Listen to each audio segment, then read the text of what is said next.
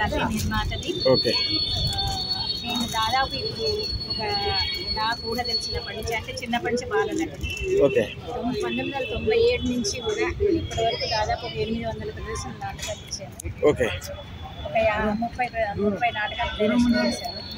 దూరదర్శన్లో ఒక 30 ఎపిసోడ్స్ పూతరేకులు అన్న పేరుతోటి కథా స్క్రీన్ ప్లే డైరెక్షన్ స్టోరీ అన్నీ కూడా నాది. తర్వాత షార్ట్ ఫిల్మ్ ఒకటి తీశాను, టెలిఫిలిమ్స్ తీశాను, 2 సినిమాలకు పాటలు రాశాను, 4 సినిమాల్లో నటించాను, ఒక 30 సీరియల్స్లో నటించాను. విశ్వజన కళామండలిలో దాదాపు 26 సంవత్సరాల నుంచి వర్క్ చేస్తూ నా సంస్థ ఉంది, ధాత్రి సంక్షేమ సంఘం, ధాత్రి కళాంజలి సేవా సంస్థ. 25 సంవత్సరాలు నిండి 26 సంవత్సరంలో పేరు పెట్టుకుంది.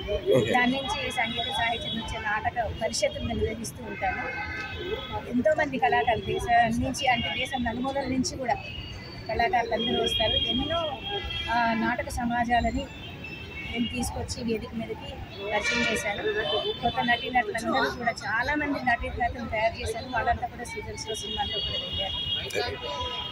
ఈరోజు ఈ రవీంద్రబాసి అంటే ఒక గొప్ప వ్యక్తి మీద ఈ సంస్థ గురించి సార్ గురించి జరిగినటువంటి ఈ ప్రోగ్రామ్ విశ్వజన కళామండలికి నేను దాదాపు 26 సంవత్సరాల నుంచి వివిధంగా ఉండి అన్ని కార్యక్రమాల్లో పార్టిసిపేట్ చేస్తున్నాను.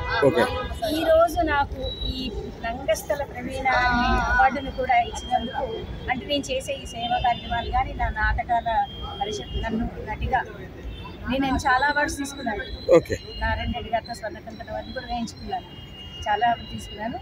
బట్ 26 సంవత్సరాల్లో ఈరోజు నాకు ఈ రంగస్థల ప్రవీణ ఇవ్వడం అనేది నాకు చాలా గర్వంగా ఉంది. సో మాస్టర్జీ గారు చేసే ప్రతి కార్యక్రమానికి కూడా నేను వెన్నుదన్నుగా ఉంటున్నాను.